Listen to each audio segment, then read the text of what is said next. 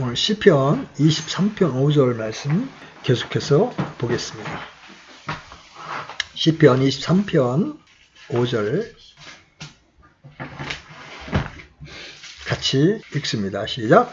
주께서 내 원수들의 얼굴 앞에서 내 앞에 상을 차리시고 기름을 내 머리에 부으시니 내 잔이 넘치나이다.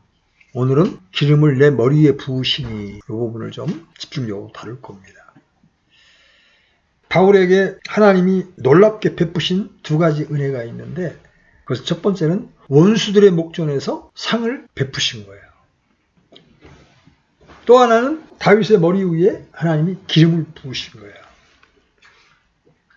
그래서 다윗은 이 넘치는 하나님의 은혜로 인하여 감격하고 있는 겁니다. 다윗이 하나님께로부터 보냄을 받은 사무엘 대언자에게서 기름 부음을 받은 것은 인생 말년에 일어난 일이 아니었죠? 이 사건은 그가 자기 아버지 이새의 집에서 양을 치는 목자로 있을 때 일어났던 일입니다. 그러나 하나님께서 자신의 인생의 목자가 되어주시고 자신의 삶을 인도해 오신 선하신 손길을 해고하며 주님과의 관계를 묵상할 때 이 사건은 이미 과거에 일어난 일이지만 새삼 그 기름 부으심의 은혜에 감격하지 않을 수가 없었던 거예요. 뿐만 아니라 다윗은 하나님께로부터 기름 부음을 받은 이후로도 기름 부음 받은 자들에게 독특하게 나타나는 하나님의 특별한 은혜와 능력의 표징들을 간직하며 살아왔기에 비록 과거에 일어난 사건이지만 현재적으로 그 사건이 주는 놀라운 은혜를 느낄 수가 있었던 겁니다. 이 구약 성경에 나타나는 이 기름 부음은 하나님께서 특별히 세운 제도예요. 그것은 하나님께서 불러내신 이스라엘을 다스리는 특별한 일꾼들에게 부어주는 겁니다. 구약시대에는 이 삼직이라고 불리는 직분이 있었어요. 왕, 대사장, 대언자. 이 세 직분에 임명되는 사람에게는 기름을 부었습니다. 우리가 유의해야 될 대목이 바로 이 대목이에요. 하나님께서 당신의 특별한 사역을 위하여 부르신 일꾼에게 기름 부으신 이 사건은 단지 그들이 공적인 직무에 취임한다는 상징적인 예식이 아니었다는 겁니다. 하나님께서 그들을 불러 기름을 부으실 때 기름 부음을 받는 자들로 하여금 자신들에게 맡겨진 거룩한 사명을 능히 감당할 수 있는 성령이 함께 임했습니다. 이에 관해서 성경은 여러 곳에서 매우 분명하게 증거하고 있습니다. 일찍이 하나님께서 당신의 특별한 일을 위하여 지명하여 부르신 사람들에게 하나님의 영을 부어주셔서 그 직무를 감당하게 하신 것은 매우 오랜 전통을 가지고 있습니다. 그 중에 한 예가 광야에서 성막을 만들 때 그 장면에서 나타나죠. 모세가 이스라엘 자손에게 이르되 보라, 주께서 유다 지파에 속한 후르의 손자 우리의 아들 부살레를 지명하여 부르시고 지혜와 명철과 지식과 온갖 종류의 기술에서 하나님의 영으로 그를 충만하게 하사. 성막 짓는 일에 아주 정교한 기술이 필요했는데 그때 이 부살레에게 하나님이 하나님의 영을 부어주십니다. 또 하나님께서 기름 부으실 때 성령이 임하신 분명한 언급은 이스라엘의 첫 왕인 사울에게서도 발견되죠. 사무엘상 10장 10절에 이런 말씀이 나와요. 그들이 저쪽에 있는 산에 이를 때에 보라 대언자들의 무리가 그를 맞이하고 하나님의 영께서 그에게 임하심에 그가 그들 가운데 대언을 하니라. 바로 사무엘이 기름병을 취하고 머리에 붓고 입맞힌 직후에 하나님의 영이 사울에게 임했던 겁니다. 사울이 자기와 함께 하던 사무엘에게서 떠나려고 몸을 돌이킬 때에 하나님이 새 마음을 주셨고 성령이 임했던 거예요. 오늘 시편 23편의 저자인 다윗 자신의 기름 부음에 관한 경험은 보다 분명합니다. 이 부분을 한번 펴봅시다. 사무엘상 16장 11절로 13절. 사무엘상 16장 11절로 13절 같이 읽겠습니다. 시작. 또 이새에게 이르되 내 아이들이 다 여기 있느냐 하니 그가 이르되 아직 막내가 남았는데 보소서 그가 양들을 지키나이다 하매 사무엘이 이새에게 이르되 사람을 보내어 그를 데려오라. 그가 여기에 오기 전까지 우리가 앉지 아니하리라 하니 그가 사람을 보내어 그를 데려왔는데 이제 그는 혈색이 좋으며 아름다운 용모를 지녔고 보기에 잘생겼더라. 주께서 이르시되 이 사람이 그니 일어나 그에게 그 기름을 부으라 하시니라. 이에 사무엘이 기름불을 취하여 그의 형제들 가운데에서 그에게 기름을 부으니 그날 이후로 주의 영께서 다윗에게 임하시니라. 이에 사무엘이 일어나 라마로 가니라. 그런데 이처럼 다윗이 기름 부음을 받는 사건을 보도하고 있는 성경 바로 뒷절에는 거의 같은 시간에 이미 신앙적으로 하나님이 세우신 왕으로서의 지위를 잃어버린 사울에 대해서 이렇게 기록하고 있습니다. 여러분 14절 눈으로 보십시오. 16장 14절. 그러나 주의 영께서 사울을 떠나고 주로부터 온 악한 영이 그를 괴롭게 하므로. 이 나란히 이어지고 있는 두 절이 바로 사울을 패하시고 다윗을 새로운 이스라엘의 왕으로 세우시는 광경입니다. 사울을 패하고자 하신 하나님은 그에게서 당신의 영을 거두셨습니다. 그리고 새롭게 왕으로 세우고자 하시는 당신의 마음에 합한 종 다윗을 위하여는 당신의 영을 부어주십니다. 그리고 이 모든 성령의 부어주심은 기름 부음의 사건과 함께 나타났습니다. 그러므로 구약에 나타난 기름 부음의 사건은 구속사적으로 하나님께서 믿는 자들에게 부어주실 특별한 성령의 은혜를 예표하는 것이라고 말할 수 있어요. 그리고 구약에서도 이것은 단지 상징적인 사건 이상의 실제적인 성령의 부으심이었습니다. 더욱이 이 시의 저자인 다윗에게 있어서는 더욱 그러했죠. 그는 하나님께서 그를 기름 부으실 때에 충만하게 임하시는 거룩한 성령의 역사를 분명하게 체험한 자였습니다. 그날 이후로 그는 다른 사람이 된 겁니다. 무엇보다도 하나님께서 자신에게 맡기신 지도자로서의 사명을 감당할 수 있는 사람이 된 겁니다. 그러나 우리가 잊지 말아야 할 사실이 또 하나 있습니다. 기름 부으심을 통해 내리신 성령의 임하심은 단지 사명을 감당해 나가기에 필요한 지혜나 능력과 용기 같은 것을 공급해 준 방편만이 아니었습니다. 기름 부으심을 받은 사람은 충만하게 부어지는 성령의 역사를 통하여 살아계신 하나님을 더 분명하게 느끼게 되었고 하나님과의 완전한 교제가 가져다주는 진정한 행복을 풍성한 생명 안에서 소유하게 되었던 겁니다. 이 점에 대한 성경의 증언은 이런 것입니다. 우리 인간은 아무리 거룩하게 살려고 노력한다 할지라도 자신 속에 있는 죄책과 불결 때문에 스스로 완전한 거룩 자이신 하나님 앞에는 교제가 불가능한 존재로 나타나지 않을 수 없어요. 완전한 거룩과 가망성 없는 죄인됨의 간격은 무엇으로도 메울 수가 없는 겁니다. 거룩하신 하나님이 죄인과 더불어 영적인 고통을 나누신다는 것은 거룩하신 하나님의 속성상 불가능한 거예요. 거룩하신 하나님은 오직 거룩함이 있는 그곳에서 거룩한 자들과만 교통하십니다. 그런데 많은 죄와 허물 가운데 살아가는 인간과 지존하고 거룩한 하나님 사이에 교통이 가능하게 하시는 분이 바로 성령님이시라는 거죠. 그러므로 시인이 하나님께서 부어주시는 놀라운 성령의 은혜를 충만하게 경험하게 되었을 때 더욱더 하나님을 깊이 알게 되었고 그분에게로부터 부어지는 더 완전한 사랑과 은혜를 체험하게 되었다는 것은 재론의 여지가 없는 겁니다. 사실 다윗의 여러 시를 읽을 때마다 저는 개인적으로 지상에서 그 사람보다 더 위대한 하나님을 만난 사람이 얼마나 될까 하는 의구심을 갖게 됩니다. 그는 진리를 알고 그 진리를 통하여 더 풍성한 하나님의 성령의 은혜를 체험하게 되었을 때 다윗은 하나님이 누구인지를 아는 인식의 지평이 열렸던 겁니다. 그의 이렇듯 하나님을 아는 뛰어난 지식의 지평을 보여주는 대표적인 시 하나를 한번 보십시다. 여러분 시편 57편 9절로 11절 보십시오. 시편 57편 그가 얼마나 뛰어나게 하나님을 알았었는가를 한번 시편 57편을 통해서 한번 보십시오. 9절로 11절 같이 읽습니다. 시작. 오 주여 내가 백성들 가운데에서 주를 찬양하고 민족들 가운데서 주를 노래하리니 주의 긍휼은 커서 하늘들에까지 미치며 주의 진리는 구름들에까지 미치나이다.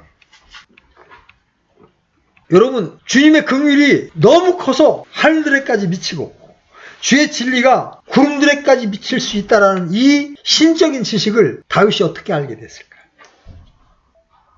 역사적으로 구약의 수많은 백성들이 모두들 하늘의 별들과 달을 보면서 우상으로 섬기거나 푸르고 넓은 하늘을 보면서 무감각해 하는데 시인은 그 가운데에서 하나님의 성품을 발견하고 지금 감격하고 있잖아요. 말할 것도 없이 이러한 그의 뛰어난 신앙 인식은 하나님의 성령 주심에 힘입은 것이었습니다. 이처럼 성령은 하나님의 자녀로 하여금 하나님 자신을 알고 신앙의 세계를 아는 인식의 지평을 확장시켜 줍니다. 하나님의 성품을 체험하게 하고 진리의 말씀이 삶 속에서 갖는 의미의 실제를 체험하고 파악하도록 만들어준다는 거죠. 하나님에 관한 이러한 뛰어난 인식은 당연히 그로 하여금 그러한 인식을 갖지 못한 사람들의 신앙 세계에서는 볼 수 없는 특이한 소원을 갖게 만들었습니다. 그리고 그것은 더욱더 절박한 소원이 되어 시인의 온 영혼과 인격 자체를 사로잡게 되었습니다. 그래서 그는 이렇게 고백합니다. 뒤로 넘어가서 시편 145편 1절로 4절.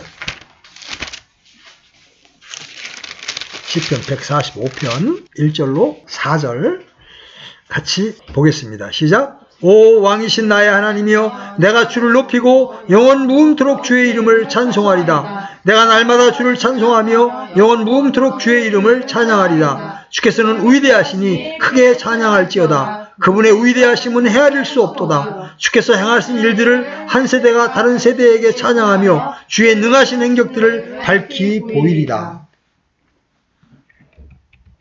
이 모든 일은 다윗에게 임하신 성령께서 알려주신 일이죠. 그래서 그는 범죄한 후에 즉시 하나님께 간절히 눈물로 회개하며 이렇게 기도하지 않을 수 없었던 겁니다. 시편 51편 10절로 11절.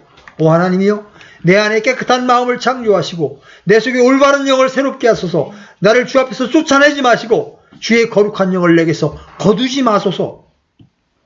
그는 이 강구의 뒷부분에서 어떻게 보면 두 가지 기도를 하나님께 올리고 있는 것 같습니다. 나를 주의 앞에서 쫓아내지 마시고 주의 거룩한 영을 내게서 거두지 마소서. 그러나 사실 이 두 가지 기도 제목은 같은 말의 반복에 불과합니다. 다윗에게 있어서 하나님께서 성령을 거두시는 것은 곧 하나님께 버림받는 것을 의미하였고 그것은 곧 죽음을 의미하는 거였어요. 다윗은 자신의 범죄에 대한 형벌로 왕위를 잃어버리거나 왕국을 빼앗기게 되는 것은 두려워하지 않았습니다. 심지어는 하나님께서 그의 목숨을 거두는 것조차 겁내지 아니하였습니다. 그는 자신의 잘못에 대하여 하나님께서 어떤 판결을 내리시고 징벌을 집행하시든지 기꺼이 받아들일 각오가 되어 있었습니다. 이 같은 마음은 그의 고백에 분명히 나타나 있습니다. 주의 눈앞에서 이 악을 행하여 싸우니 이로써 주께서 말씀하실 때에 의롭게 되시고 판단하실 때에 깨끗하시리다. 나를 어떻게 판결하시든 하나님은 의로우십니다. 하나님은 깨끗하십니다. 이렇게 말하고 있는 거예요. 그러나 자신에게 성령을 거두시는 것만큼은 견딜 수 없었습니다. 주의 성령이 자신과 동행하는 축복과 그것을 거두실 때 자신에게 임하게 될 불행에 대해서 깊이 인식했기 때문이죠. 여러분도 그런 경험 없어요? 주님으로 인하여 충만했다가 내가 어떤 말을 잘못 내뱉거나 잘못된 짓을 저질러서 하나님의 임재가 나를 떠났을 때 느끼는 그 고통, 그 어두움, 그걸 경험해 본 사람은 성령의 충만이 임했을 때 조심조심 걷게 되는 겁니다. 왜? 그걸 잃어버리는 것이 얼마나 큰 고통인지를 맛본 사람은 알거든요. 다윗은 주께서 그때 함께 하셨으나 성령을 거두심으로 불행한 최후를 마쳤던 사울을 비롯한 다른 인물들을 생각했을 겁니다. 다윗에게 있어서 하나님의 성령을 거두는 것, 그것은 자신의 모든 것을 잃는 것을 의미했습니다. 여러분, 구약시대의 경륜은 신약시대와 다릅니다. 신약시대에는 성령께서 한번 임하시면 영원히 떠나시지 않습니다.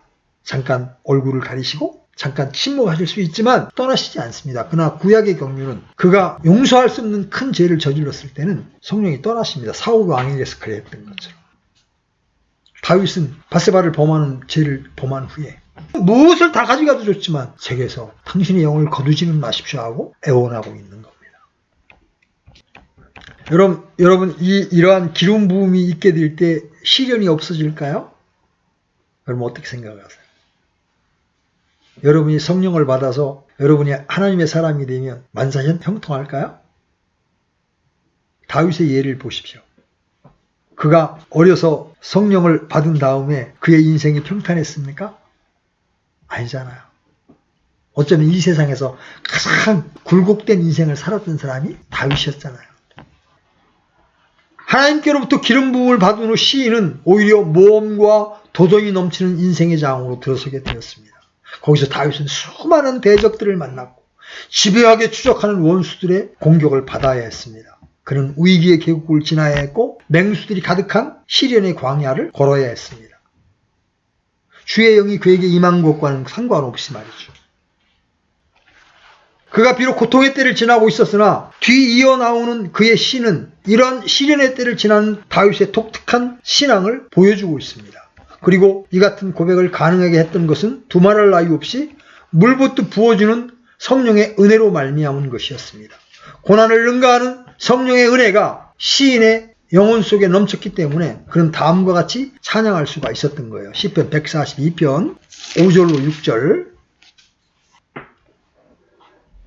찾았으면 같이 읽습니다. 시작. 오 주여 내가 주께 부르짖으며 말하기를 주는 나의 피난처시요 산 자들의 땅에서 나의 목신이다 하였나이다. 내가 심히 피천하게 되었사오니 나의 부르짖음에 주의를 기울여서 나를 핍박하는 자들이 나보다 강하오니 그들에게서 나를 건지소서. 여러분, 우리의 완전하고 영원한 만족은 무엇입니까? 하나님으로 만족하지 못하고 늘 목마르게 살아가는 하나님의 자녀들에게 완전한 해가를 가져다 줄 수 있는 것은 무엇일까요? 이에 대해 성경은 아주 명백하게 말씀하십니다. 요한복음 4장 13절로 14절 열어보십시오. 요한복음 4장 13절로 14절 같이 읽습니다. 시작. 예수님께서 그녀에게 대답하여 이르시되 누구든지 이 말을 마시는 자는 다시 목마르지니거니와 누구든지 내가 줄 물을 마시는 자는 결코 목마르지 아니하리니 내가 줄 물은 그 사람 속에서 솟아나는 우물이 되어 영원한 생명에 이르게 하리라 하시니라. 성령은 생기를 잃어버린 하나님의 자녀들로 하여금 주님의 생명 안에 살아가게 만들고 자신에게 주신 하나님의 부요한 기업을 인하여 찬송하며 살아가도록 만들어주는 거예요. 그래서 성경은 이렇게 말합니다. 너희가 그분을 보지 못하였으나 사랑하는도다. 지금도 너희가 그분을 보지 못하나 믿으며 이루 말할 수 없고 영광이 가득한 기쁨으로 기뻐하나니. 하나님께서 성령을 통하여 당신 자신이 얼마나 선하시고 인자한 분인가를 드러내실 때 그분의 자녀들은 하나님 안에 있는 기업의 부요함에 눈뜨게 됩니다. 하나님 자신 안에 있는 생명과 영생의 보고야말로 한없이 퍼서 사용하여도 마르지 아니하는 샘과 같은 것을 체험하게 됩니다. 수많은 사람들이 이 샘에서 먹고 마시며 어두운 세상을 불꽃처럼 살아가는 근원으로 삼았습니다. 잊지 마십시오. 하나님의 자녀들의 완전한 만족은 오직 하나님 자신에게 있습니다. 하나님 자신이 그들에게 충만히 계시는 것, 그들로 하나님의 임재 안에 살아가게 만들어주시는 일, 그건 모두 물붓듯 부어주시는 성령의 은혜를 통해서 주어지는 겁니다. 구원받지 못한 세상 사람들은 영혼의 이 가란 만족이, 완전한 만족이 무엇인지를 모르기 때문에 맑은 생수 대신 세상의 꾸정물로 가란 목을 축이며 사는 것. 그렇죠? 술, 마약, 도박, 게임, 이런 세상의 꾸정물 가지고 목을 축이면서 인생의 즐거움으로 삼는 겁니다. 시인은 기름 부으심의 사건을 통하여 하나님의 자녀들에게 주어지는 이 같은 완전한 만족을 경험했던 겁니다. 하나님께서 자신을 당신의 종으로 삼으시기 위하여 구별하시고 당신의 대언자를 통하여 기름 부으신 그 사실이 얼마나 놀라운 선택이었는지 시인은 인생의 말년에 다시 한번 회고하고 있는 거예요. 하나님과의 만남이 없고 그분의 선택이 없고 부어주시는 특별한 성령의 은혜가 없었다면 그야말로 그의 인생은 들풀과 같이 덧없고 의미 없는 인생이었을 겁니다. 그렇죠? 우리의 인생도 마찬가지입니다. 그럼에도 불구하고 다른 사람이 아닌 자신을 택하사 자녀 삼으시고 그 위에 기름 부어 거룩한 나라의 일꾼으로 삼으셔서 하나님의 이름을 위하여 살아오게 하신 모든 날들을 회상할 때 결핍의 들판을 지나며 사망의 위협이 에워싼 고난의 계곡을 통과했던 모든 애로움과 고통과 수고의 기억들이 씻은 듯이 사라졌던 겁니다. 오직 남아있는 것은 자신과 같은 사람을 부르셔서 감당할 수 없는 기름 부으심의 은혜를 허락하신 하나님의 놀라운 은총만이 그의 온 마음과 온 영혼을 감싸고 있었던 겁니다. 그리고 그 안에서 시인은 완전하고 영원한 만족을 누리며 세상 속에 살되 세상이 감당할 수 없는 하나님과 하나 된 삶을 살아가고 있었던 거죠. 그 기름 부음이 있었기에 그는 남이 알지 못하는 하나님을 알았고 남이 소유하지 못한 하나님을 아는 지식 속에서 살았던 겁니다. 남들과 같이 평탄하고 안일한 인생길을 허락받지는 못했으나 그런 사람들이 조금도 부럽지 않을 만큼 장엄한 신앙의 세계에 대한 탁월한 인식 가운데 살아갈 수 있었던 거죠. 그리고 그러한 인식은 그로 하여금 온갖 결핍과 시련 속에서도 하나님을 위한 탁월한 삶을 살아갈 수 있도록 만들어 주었던 겁니다. 신앙에 있어서 하나님을 아는 지식은 가장 고귀한 지식입니다. 그렇죠? 우리가 왜 이렇게 살아요? 하나님을 아는 지식이 아주 일천하거든요. 자신의 신앙의 인식을 넘어서는 수준 높은 영적인 삶을 이어간다는 것은 불가능합니다. 하나님의 영광을 위한 탁월한 삶은 탁월한 신적 지식에서 비롯되는 겁니다. 우리는 이 같은 진리가 시인에게서 입증되는 것을 봅니다. 다윗은 하늘을 우러러보며 그 하늘 끝까지 미친 하나님의 신실하심을 보았고 열방 위에 나부끼는 하나님의 나라의 깃발을 목격했던 겁니다. 온 천하가 하나님의 수중 안에 있는 것을 보았고 열왕의 흥망과 온 역사의 세망이 오직 그분 손 안에 있다는 사실도 깨닫게 되었던 겁니다. 이 모든 영적인 지식의 특권들은 그에게 기름 부으신 하나님의 성령을 통하여 가져다 준 겁니다. 그러니까 하나님을 아는 지식이 왜 필요합니까? 하나님을 모르게 되면 우리가 뭘 해야 되겠다고 나서는 거예요. 우리는 다윗이 누렸던 이 세상의 지위와 그가 향유하였던 수많은 세상의 영광을 부러워하지 않습니다. 왜냐하면 그는 그러한 아름다운 지위와 영화가 그 인생에 대체할 수 없는 즐거움이었다고 말하기에는 너무나 커다란 시련과 고난으로 점철된 인생을 살아야 했기 때문입니다. 그는 하나님 앞에 홀로 앉아 하나님의 율법을 묵상하고 하나님의 영광이 가져다주는 위로와 소망으로 새 힘을 얻는 시간 외에는 세상에서 그의 인생에서 즐거움을 주는 일이 거의 없는 인생이었습니다. 그의 대적은 처처에서 일어났고 그는 일평생 거의 전쟁터에서 살아야 했습니다. 그럼에도 불구하고 우리가 다윗의 생애를 부러워할 것이 있다면 딱 한 가지. 그것은 실로 타의 추종을 불허하는 뛰어난 하나님을 아는 지식입니다. 그가 하나님의 성경의 계시가 모두 완성되기 이전인 주전 BC 10세기에 살았던 사람임을 생각해 보십시오. 지금으로부터 약 3000년 전의 사람이었습니다.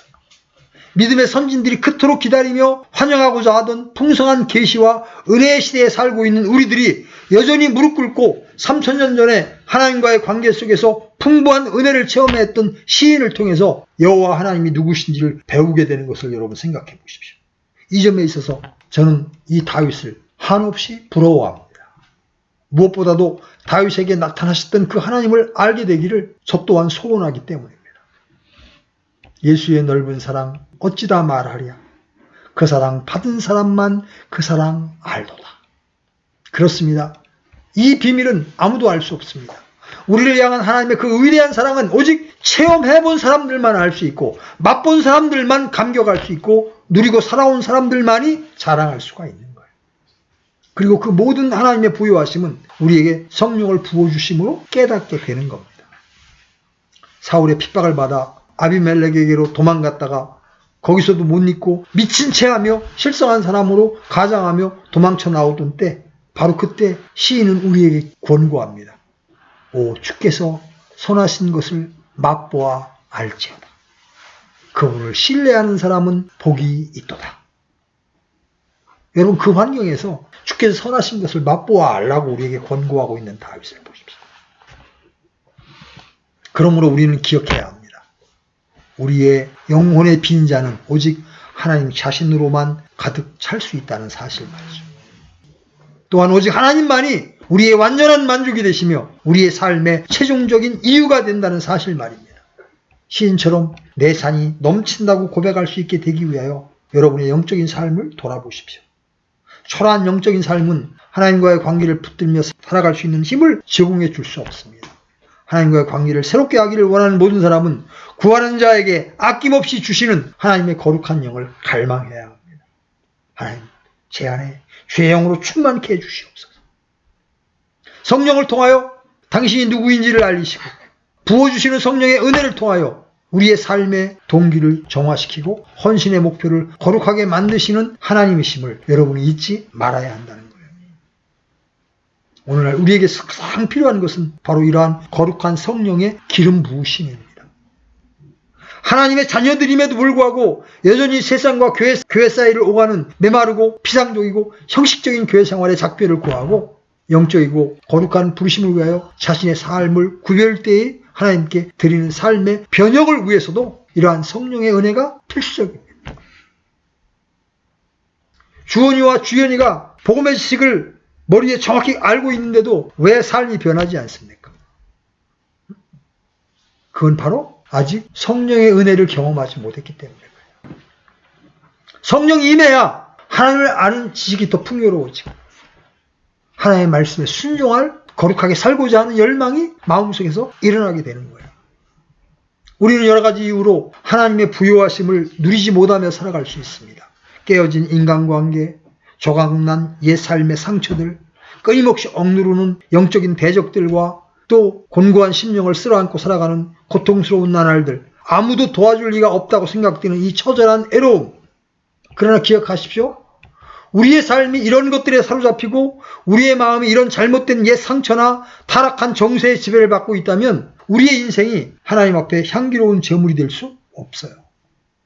거룩한 하나님의 아들의 피로 값주고 사신 보배로운 우리들이 이 어두운 세상을 힘겹게 헤치며 살아가는데 그 인생이 하나님을 기쁘게 할 수 없고 주님께 영광을 돌릴 수도 없다면 우리의 삶은 사는 것이 아니라는 거죠. 하나님의 자녀들이 이 세상을 살아가며 하나님께 기쁨을 드릴 수 없다면 살아있으나 그것은 실상 죽은 자와 다름이 없는 삶이다. 우리의 인생은 우리 혼의 목자이신 거룩한 하나님의 것입니다. 남김없이 하나님만을 위해 사용되는 것이 하나님의 자녀들이 슬픔이 많은 이 세상을 소망 가운데 살아가는 단 하나의 이유예요. 그런데 평범한 한 단어가 우리의 시선을 끕니다. 오늘 시편 23편 4절에서 주께서 이 표현이 나옵니다. 시인이 원수의 목전에서 자기에게 상을 베푸시고 머리에 기름으로 바르신 하나님을 다시 한번 부르고 있다는 사실을 주목하십시오. 하나님의 넘치는 은혜와 감당할 수 없는 크신 은혜를 체험한 후에 그는 이제 이렇게 감당할 수 없으리만큼 넘치는 자신을 향한 은혜를 깨닫고 차라리 하나님을 자신의 주인으로 모시고 자신의 인생의 모든 날을 종처럼 바치며 살기를 원하는 마음이 생겨나게 되었던 거예요. 여러분, 주라는 말은 주인이라는 뜻이죠. 그러면 나는 뭐라는 뜻이에요? 종이라는 뜻입니다. 사람들은 그들을 하나님의 종이라고 불러줄 때에는 즐거워하지만 하나님의 종처럼 취급받을 때에는 한없이 괴로워하고 심지어 하나님을 향하여 항의하기까지 합니다. 그것은 모두 하나님에 대한 신앙과 체험의 부재 때문에 일어나는 일이에요. 하나님을 아는 뛰어난 지식을 진리 안에서 소유하며 주님의 인격을 체험한 가운데 그분과의 관계를 붙들고 살아갔던 모든 사람들은 하나님께서 자신을 종으로 불러주시는 것만으로도 만족할 수 없었어요. 그들은 말만이 아니라 실제로 하나님의 종처럼 살았습니다. 그리고 그들이 이 세상에서 하나님을 주인으로 모신 종으로 살아가는 것은 단지 견디는 일이 아니라 즐거움이었던 겁니다. 왜냐하면 그들은 하나님을 주인으로 모시고 종처럼 살아가는 인생이야말로 누구에게도 양보할 수 없는 자기만의 특권으로 이해했기 때문입니다. 그들은 단지 종으로 불려지는 것만으로는 만족할 수 없었습니다. 실제로 하나님을 위하여 종처럼 머슴처럼 살아가지 않을 수 없었던 거예요. 그들에게 있어서 이 세상을 하나님과 관계없는 사람으로 상전처럼 살아가는 것은 차라리 고문과 같은 것이었습니다. 오늘날 목회자들 가운데 나는 하나님의 종입니다 그러면서 대우받기를 원하는 사람이 얼마나 많은지. 하나님의 종으로 핍박 가운데 바울처럼 살아가는 사람을 발견하기는 쉽지가 않다는 거죠.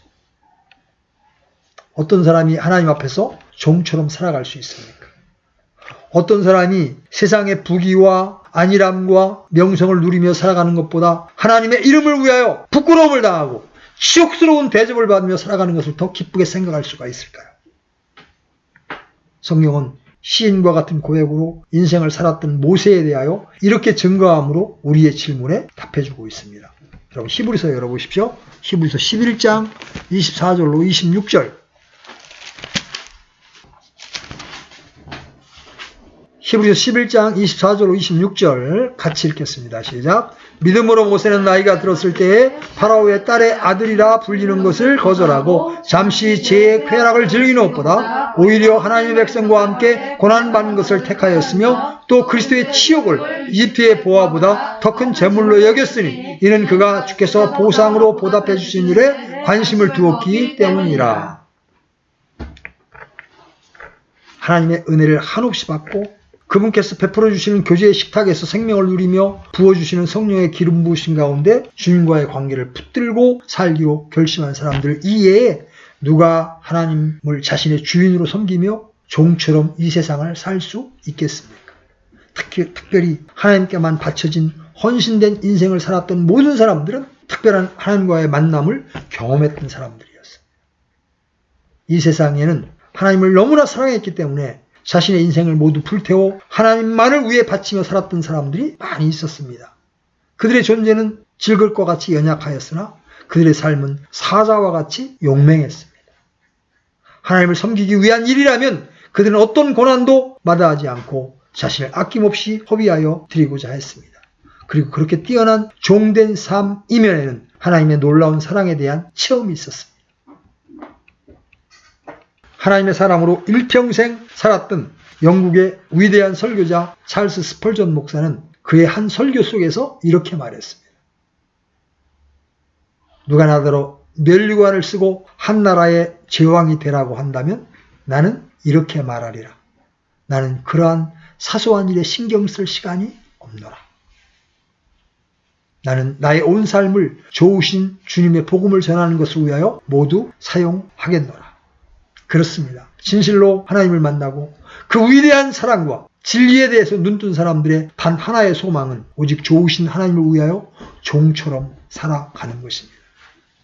위대한 하나님을 알고 그 하나님이 자기같이 가치 없는 인생을 찾아오셔서 생명적인 교제의 식탁을 베푸시고 그 위에 넘치는 성령의 은혜를 부어주셔서 하나님과의 관계가 더욱 견고해진 사람들은 오직 종처럼 살아가는 것만이 삶의 유일한 희망이 되는 거예요.